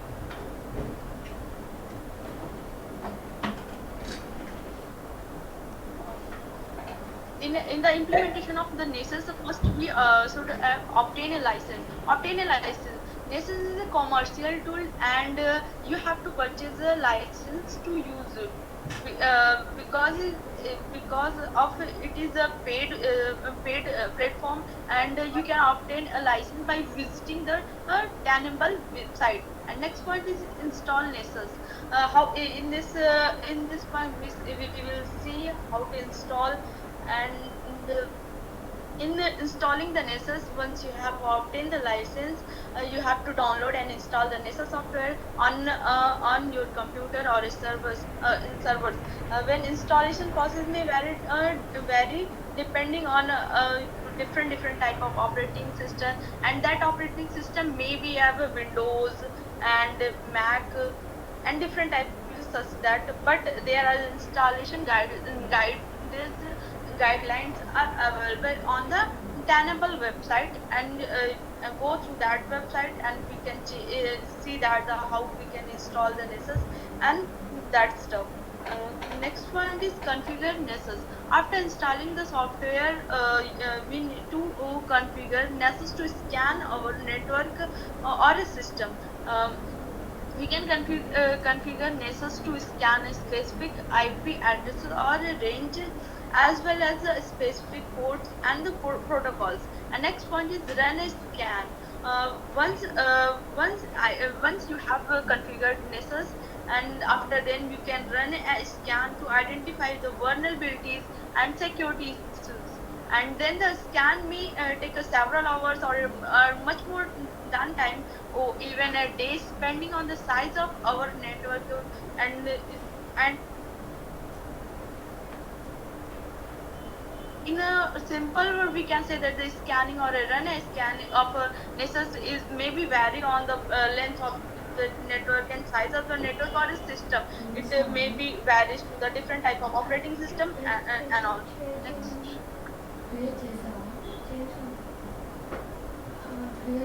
Analyze result. After the scanning is completed, the Nessus will generate a report that lists all identified vulnerabilities and the security issues. And you need to analyze that report, analyze and report to take appropriate action to address that vulnerability. And next point is schedule regular scan. To maintain the security of our network or the system, we need to schedule a regular scans using Nessus. That will help us to identify any new vulnerabilities that may have emerged the last scan. And the next point is remediate the vulnerabilities.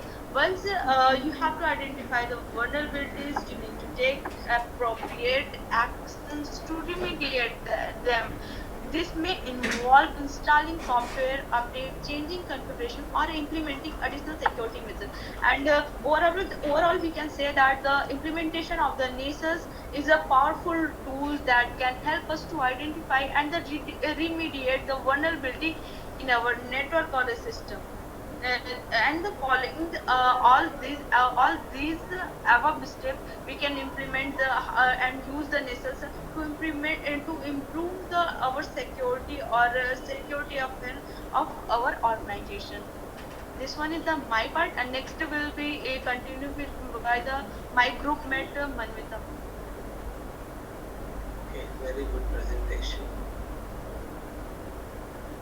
Thank you. Next.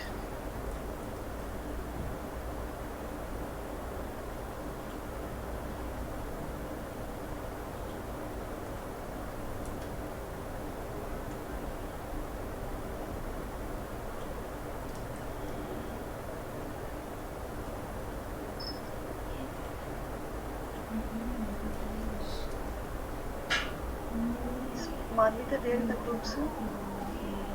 She's not there? Yeah, please share your. Yes, sir. I will only explain.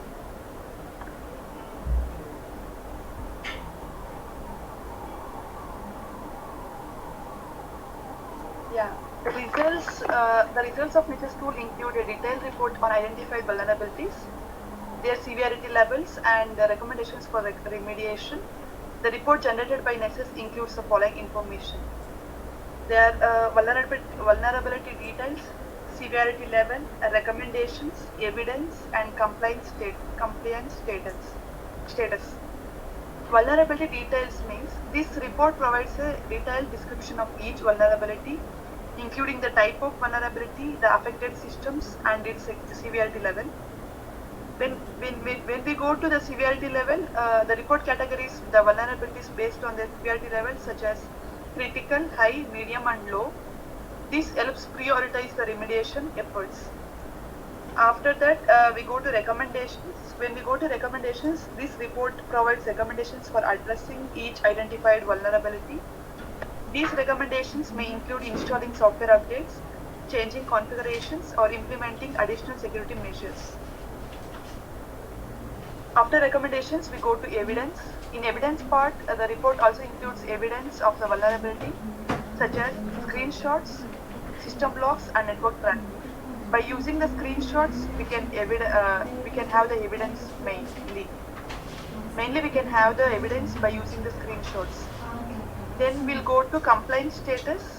Nessus can also access the compliance of your system with various security standards such as CIS, NIST, and PCI DSS, and the report can provide a status of compliance. The Nessus report is an important tool for identifying and addressing the security issues in our organization systems and network. It provides actionable information that we can use to improve the security of our systems and prevent cyber attacks. It is important to regularly perform scans with Nessus to ensure that vulnerabilities are identified and addressed in a timely manner. This is about the results of Nessus tool. We came to last part, the conclusion, last but not last.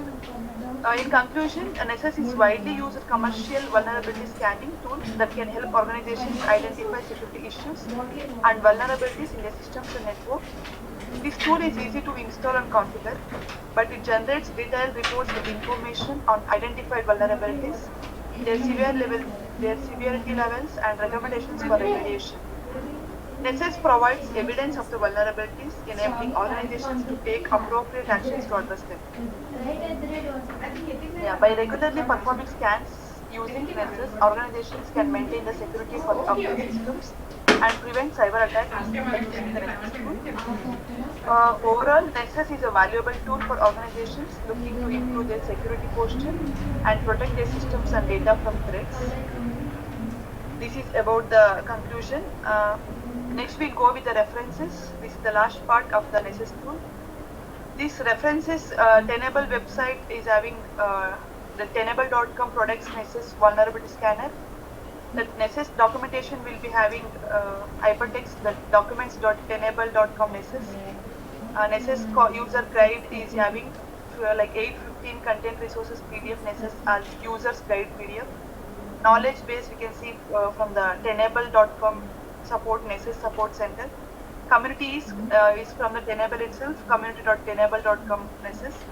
YouTube channel is the Tenable videos. Nessus on GitHub is the Tenable Nessus, what we use in the by seeing the GitHub. Thank you, sir. Very good, Veena. Good presentation. Your group is making wonderful presentation, and teamwork you have done. And next presentation tomorrow we will take. Before that, I am going to execute ethical hacking programs tomorrow. And, sir, I have one doubt, sir. Yeah, please tell me. Yeah, I'm not able to install this thing, sir. Packet sniffing. Veena? What happened? Sir, it's not opening the packet sniffing in the command prompt, sir. Okay. No, it won't open command prompt. That is a data set. You just go to command prompt. That is a file name. Open with notepad. That file open with notepad. Packet switching. Yeah, here you can open CMD. Yeah, CLS. Clear screen. Yeah. Have you copied in this folder? Packet sniffing and data set? No? No, just you copy that folder, packet sniffing.py, copy, go to C drive, where is your path? CMD. Open CMD so that we come to know path. You have to C:users Veena. Okay. Okay, there you need to copy that folder. Go to my computer, open C drive. This is the C drive, right? Yeah, C drive. users, click C drive. Click C drive, users, click users. Yeah, click users. Then Vida, okay. Click that one, open and paste. Control V. Yes, sir, to paste. No, yeah, in the empty place, wherever, yeah, empty place. Yeah, cursor you keep it in the down. No, just come down. Cursor you can keep it after videos. Yes, after videos. Yeah, Control V. Yeah. Yeah. Now go to command prompt. Yes, sir. Yeah.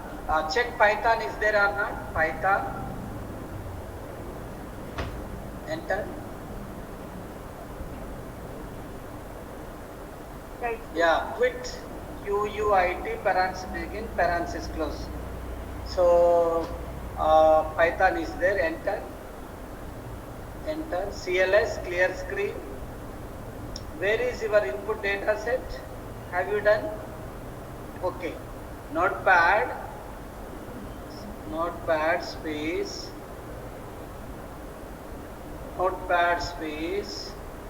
packet PACK Packet sniffing. tab. Use tab symbol. Use tab symbol. Yeah, now use tab symbol. Yes, enter. Yeah, this is the program you have. Okay. So where is the data set? Where is the data set name? Packet sniffing data set here. Yes. Hello?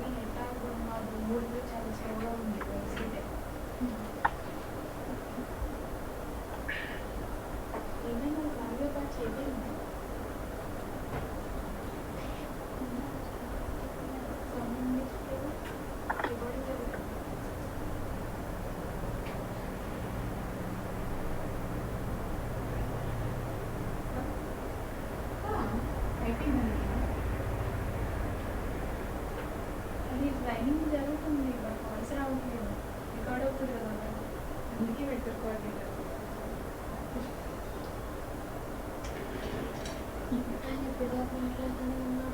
Hello, sir. నేను మాట్లాడుతున్నా slides move అవుతున్నాయి చూడండి sound వస్తుంది volume increase చేయండి slides move అవుతుంది headset పెట్టి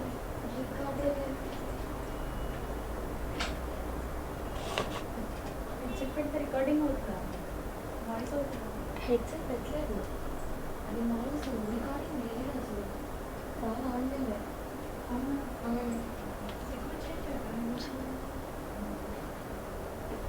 చేశాను సరే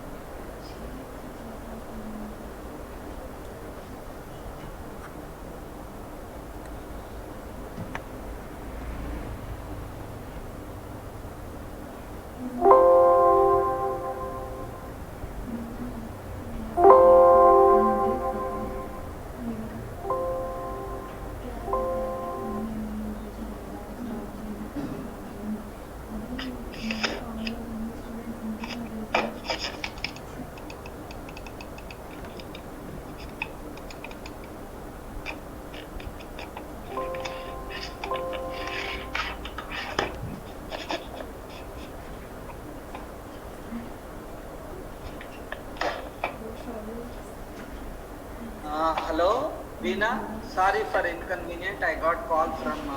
Okay, please share your screen. I'll explain. Yes, sir. Yeah. So this is Python space packet sniffing.py.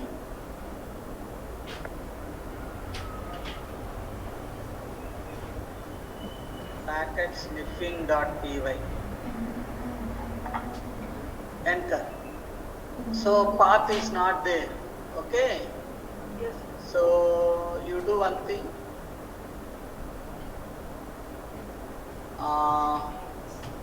Just open notepad. Copy this one. Copied, sir. Control A, Control C. Control A, Control C. Go to command prompt. This one copy this code. Yeah, notepad space packet sniffing.py.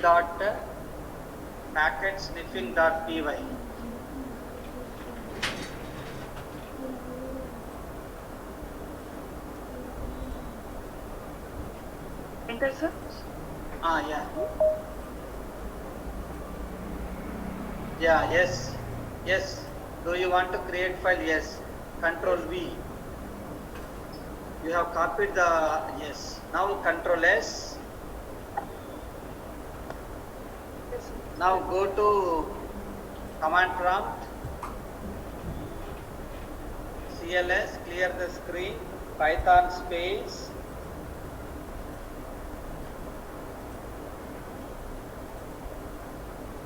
Packet sniffing.py.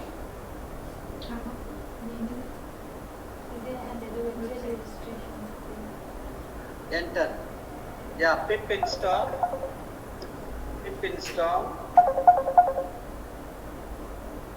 Hello.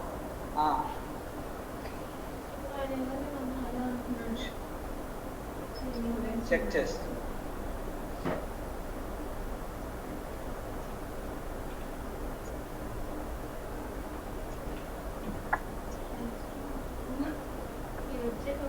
రాలేదు.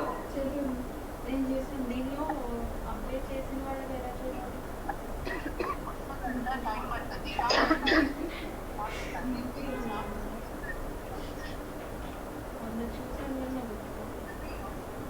అది పిప్ install నంపై. వాళ్ళకు చెప్పు Gmail SRINU దానికి ఏమైనా పంపించచ్చేమో అడుగు.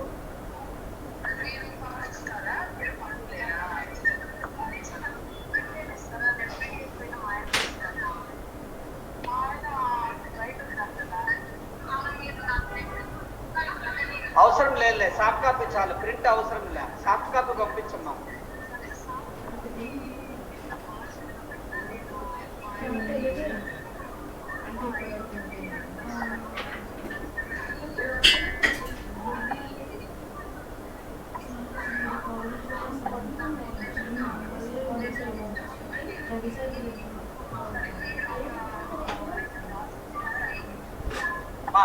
ఒక పని చేయమను, ఐమొబైల్ ఇన్స్టాల్ చేయమని, దాంట్లోనే మనం డౌన్లోడ్ చేసుకోవచ్చు స్టేట్మెంట్. ఐమొబైల్ వేసిమ్మని చెప్పు.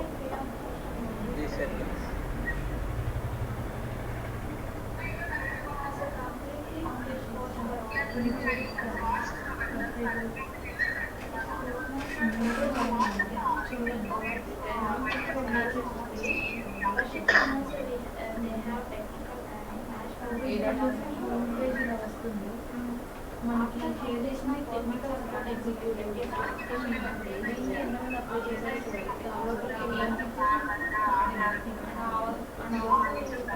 ఇప్పుడు రాలేదు కదమ్మా మెయిల్, యాప్ మెయిల్ రాలేదే మీరు పెట్టింది. ఉంది ఉంది ఉంది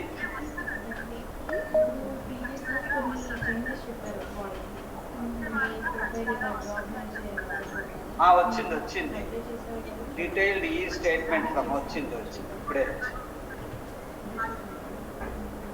take a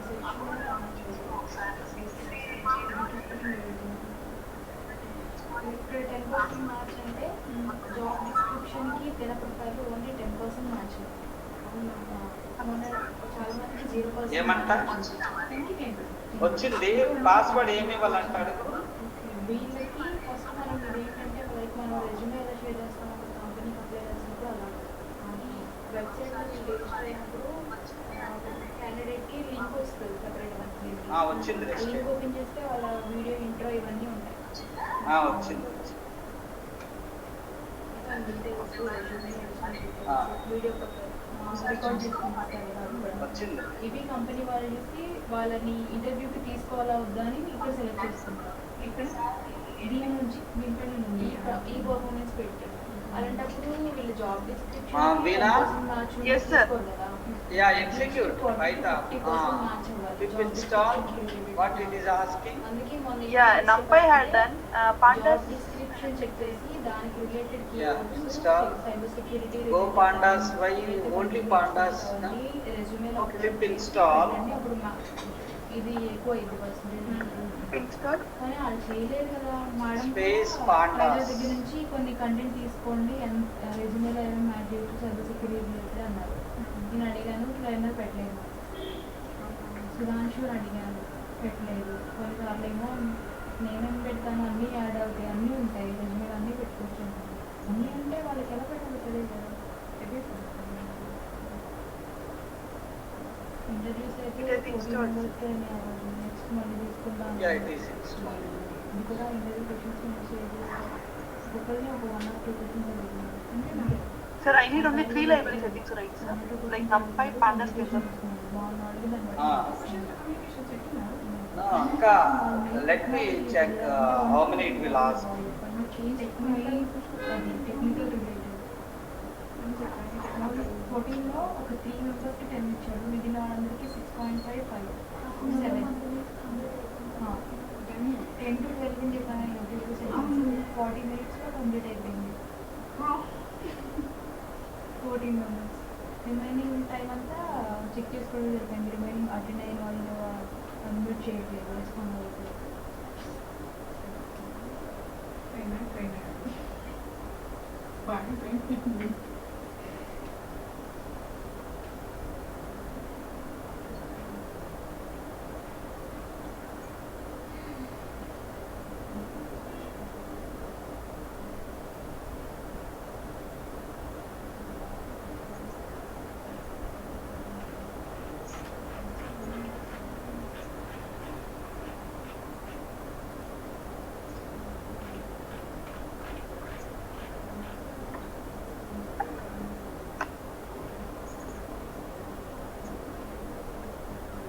ఇన్స్టాల్ అవుతుందమ్మా it is installing now Yes, sir. Actually, it is installed, I think, sir. Yeah. Done, sir. Okay, again you can go for Python space. Hello. వచ్చింది 6 months ఇచ్చినారులే ఈరోజు upload చేస్తాను ఆగస్ట్ నుంచి ఇచ్చింది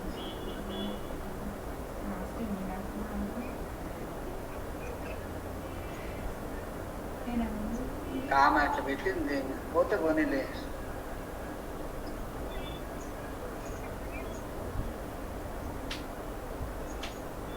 సరేలే సరే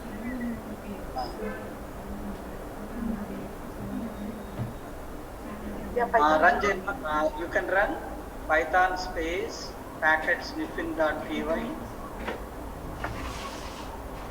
You need to give a path also. .py.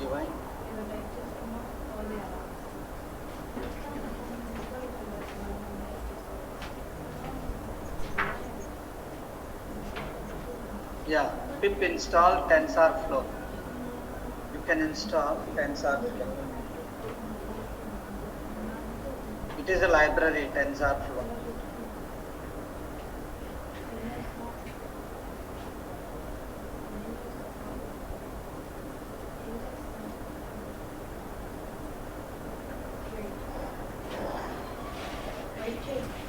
So it is 270 to 5.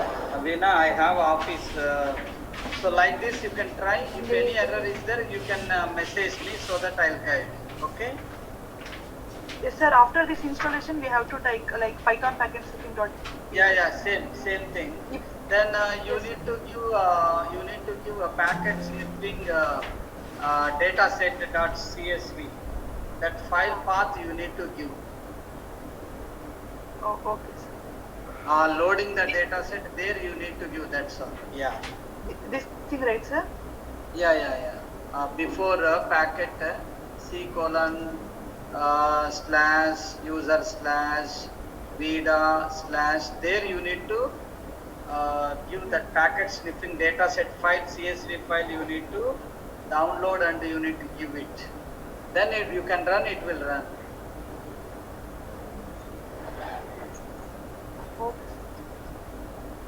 Okay? Can I Yes. can I quit right now? Because Yes. I'm leaving for office. Yes, sir. Tomorrow, if I have any doubts, tomorrow I will ask. Any doubts? Yeah, tomorrow we can see. Okay, that's Yes. it.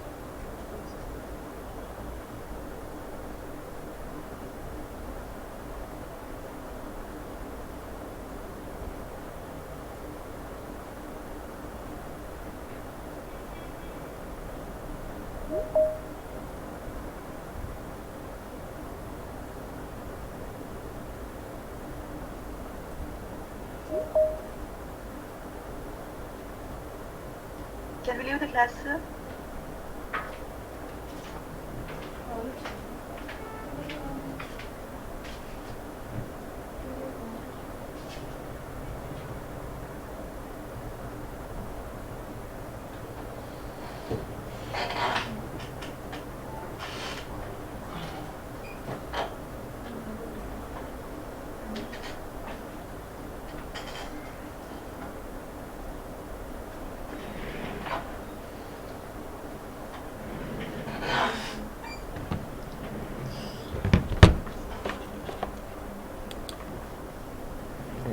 Is our left?